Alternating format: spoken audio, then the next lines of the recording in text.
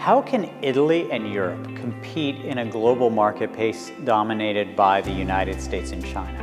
Well, the first thing it needs to do, in my opinion, is it needs to put a team on the pitch.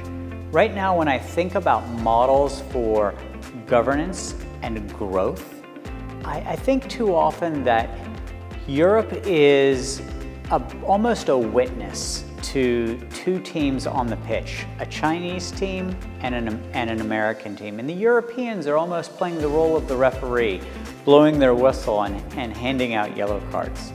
The referee can inform the outcome of the game, especially if the refereeing is done poorly, but it's never the winner.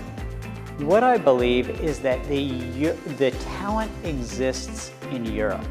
When I am on the campus of Apple in Silicon Valley, or Amazon in Seattle, or if I'm visiting startups in London or Berlin or Shanghai, there are Italians everywhere. There are entire tables at the Mensa in Apple where people are only speaking Italian. What needs to happen for that talent in Silicon Valley, in Seattle, in London, in Berlin, in China, in South Korea, to come home to Italy, come home to Europe, is to make it easier for Italian, European entrepreneurs to start and grow their businesses. È troppo difficile essere un imprenditore in Italia.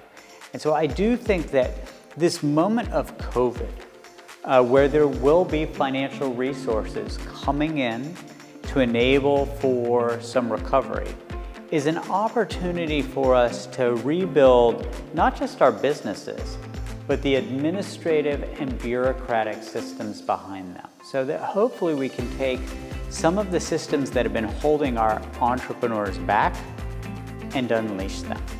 Another thing that I would focus in on is cultural. I love Italy and I love Italians.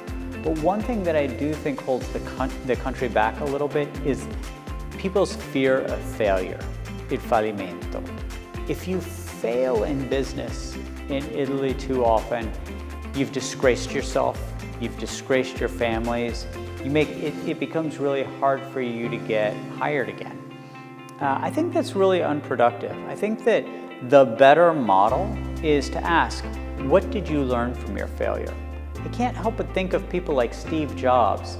Steve Jobs went back to Apple after having been fired there. He started the iPad and the iPhone in part because he benefited from the learning experience that came with failure.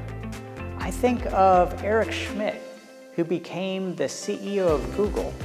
Before he was the CEO of Google, he was the CEO of a company I bet none of you have ever heard of called Novell. They got squashed by Microsoft. But after getting squashed by Microsoft, Eric Schmidt was not considered a failure. It was considered he learned how to compete against the giants, and then he became the CEO of Google. So another thing I think we need to do is we need to create the cultural space to enable a little bit more risk and a little bit less punishment of failure. And then the last thing that I would point to is si deve toccare ai giovani e anche alle donne. It's oftentimes the case when I am in Silicon Valley, I am the oldest person at the table. And when I'm in Italy, I'm often the youngest person at the table. And so what I believe in executive models I've seen is it's not that all young is good or that all old is good. It's that really blending your teams with a mixture of demographics, age, gender, ethnic background, experience, a way of looking at the world. In my experience, and frankly, all of the studies that are out there that have tested this, show that the more diversity, the more heterogeneity you have in your executive team, the better the business outcome. So the last thing that I would really push Italian enterprises to do is to open up a little bit and allow people seats at the table who normally wouldn't get seats at that table. And don't just give them a seat at the table, listen to them. Take on some of the strategies and programs that may be a little bit uncomfortable to you or different. I think you'll be surprised by how well they work. And when I was on the Obama campaign, when I worked at the State Department, as a venture capitalist now for a fund that's put several $100 million of investment on the street very successfully, in my experience, we are well served by listening to some of these new voices, and where we oftentimes may be able to bring wisdom.